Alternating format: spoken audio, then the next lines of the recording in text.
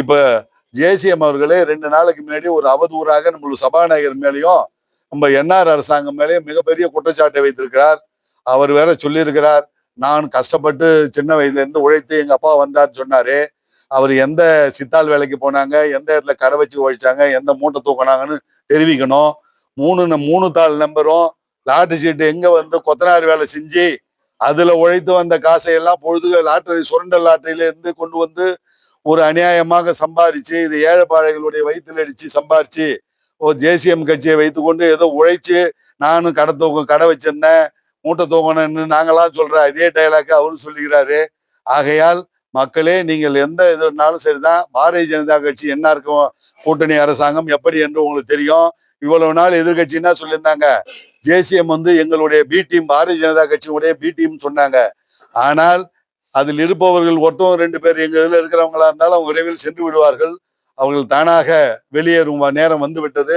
ஆகையால் பாரதிய ஜனதா கட்சி எப்பொழுதும் கூட்டணி தர்மத்தை காக்கும், தவறான ஒருத்தவங்களுக்கு வந்து முன்னுரிமைக்கு கொடுக்காது, நேர்மையான முறையிலே கூட்டணி தர்மத்தையும் காக்கும், இந்த தேசத்தின் மீது அக்கறையோடு காக்கும், இந்த புதுவையின் நலனையும் அக்கறையோடு காக்கும். ஆகையால் நீங்கள் தொடர்ந்து இந்த பேட்டியின் காரணமாக நான் மக்களுக்கு வேண்டுகோள் விடுப்பதெல்லாம், பாரதிய ஜனதா கட்சி என்ஆர் கூட்டணி இருந்தால்தான் இந்த புதுவைக்கு நல்லது நடக்கும். விழித்திருங்கள் மக்களே, எந்த விட போலியான வாக்குறுதிகளும் பொய்யான குற்றச்சாட்டு நம்பாதீர்கள். நீங்கள் என்ஆர் வந்து பேட்டி கொடுக்கறதில்லை என்ற ஒரே காரணத்துக்காக இவங்கள் பொய்யை சொல்லிக் கொண்டே இருக்கிறார்கள். ஒன்றும் உண்மை இல்லை என்பதை அவருக்கு தெரியும். அவருக்கு நான் சொல்ல பார்த்து என்கிட்ட கூட அவர் சொன்னார், நான் தப்பு செய்வேன் செய்ய மாட்டேன்னு மக்களுக்கு தெரியும், நான் ஒருபோதும் எனக்கு புதுவை மக்களுக்கு கெடுதல் நடப்பதை நான் விடுவானா, இவங்களை மாதிரி டெய்லி நான் பொய்யா சொல்லிக்கிட்டு இருக்க மாட்டேன்னு சொல்லிட்டார். அதனால் ஆகையால் நாங்கள் பாரதிய ஜனதா கட்சி அவர்களுக்காகவும் சேர்ந்தும் நாங்கள் சொல்ல வேண்டியிருக்கிறது, நாங்கள் ஒருபோதும் தவறானவர்களை அனுமதிக்க மாட்டோம் என்று சொல்லி இந்த பேட்டிக்கு வந்ததுக்கு எங்களுடைய நன்றியை தெரிவித்துக் கொள்கிறேன். அது மாதிரி தப்பான ஒண்ணவங்க எங்களுக்கு சப்போர்ட் பண்றாங்கன்னு ஜேசிஎம் சப்போர்ட் பண்ண வந்தா கூட அதை அனுமதிக்க மாட்டோம், நாங்க ஏற்றுக்கொள்ள மாட்டோம். போயிடுவாங்க.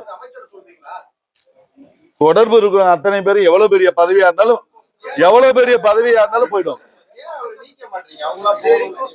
நீக்கிறதுக்கான எல்லா ஏற்பாடுகளும் நடந்து கொண்டிருக்கிறது. ஆமா, யாரா இருந்தாலும் கண்டுறாங்க.